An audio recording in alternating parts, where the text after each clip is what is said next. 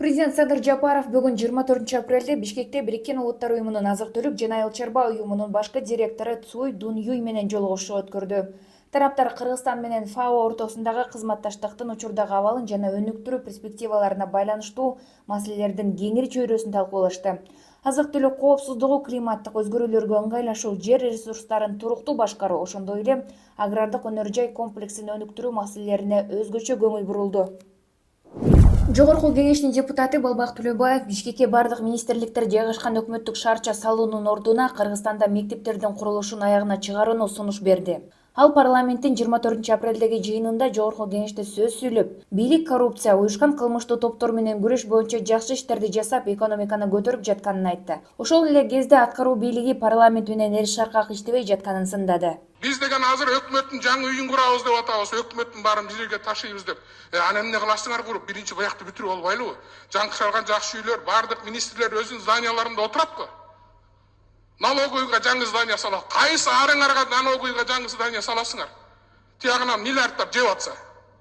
Анын ордуна салбайсыңар, мектептерди бүтүрбөйлү ушул биринчи срокто баарын.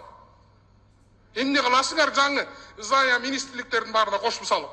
Мисалы айта турган сөз көп, Алмазбек Акунжанович. Ошон үчүн таарынбай, чогуу иштегенге мен силерге сунуш кылам. Рахмат. Бишкек шаарынын Октябрь район прокуратурасы Апрель телеканалын жабуу боюнча доо арыз менен сотко кайрылды. Бул тууралуу Апрель телеканалы билдирди. Маалыматка ылайык, өткөн жылдын ноябрь-декабрь айларында эле телеканалдын ишмердиги боюнча 3 экспертиза жүргүзүлгөн. Алар Юстиция министрлиги, ошондой эле Саламаттык сактоо министрлигинин алдындагы Республикалык психиатрия жана наркология кызматынан, аны менен катар Улуттук илимдер академиясынын экспертизасы жүргүзүлгөн. Аталган 3 экспертизанын жыйынтыгы боюнча Апрель телеканалы бардык материалдарында азыркы бийликке карата терс пикирлерди орун алган деген тыянак чыгарылган. Жогорку кеңештин депутаты Элдар Бакиров парламенттин жыйынында мугалимдер менен дарыгерлерден мамлекеттик ипотека аркылуу кезексиз же өзгөчө кезек менен үй алуу боюнча суранычтар келип жатканын билдирди. Көптөгөн мугалимдин, врачтардын айлыгы төмөн болгондуктан үйү да жок. Үй алайын десе мамлекеттик ипотекалык компанияга чоң кезектерге туруп атат, узак. Булардан сураныч келип атат мага. Бизди мындай бир өзүнчө кезек болсо мугалим менен врачтарга, же балким бир кезексиз болсо деп, ошол Алмаз Акунжанович, мамлекеттик ипотекалык компанияга биз сунуш беребиз.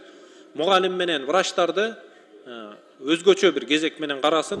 Нарын областык Бириккен ооруканасынын травматология жана ортопедия бөлүмүнүн башчысы пара алып жаткан жеринен кармалды. Бул тууралуу Улуттук коопсуздук мамлекеттик комитетинен билдиришти. Атайын кызмат тарабынан саламаттыкты сактоо системасындагы коррупциялык иштерди аныктоо жана бөгөт коюуга багытталган ыкчам иш-чаралардын уюштуруунун натыйжасында козголгон кылмыш ишинин алкагында Нарын облустук Бириккен ооруканасынын травматология жана ортопедия бөлүмүнүн башчысы пара талап кылып жаткан жеринен кармалды. Кармалган жаран Нарын облусунун Ак Кудук айылынын тургунунан анын атасына жасалган операция үчүн 90 000 сом опузалап талап кылган.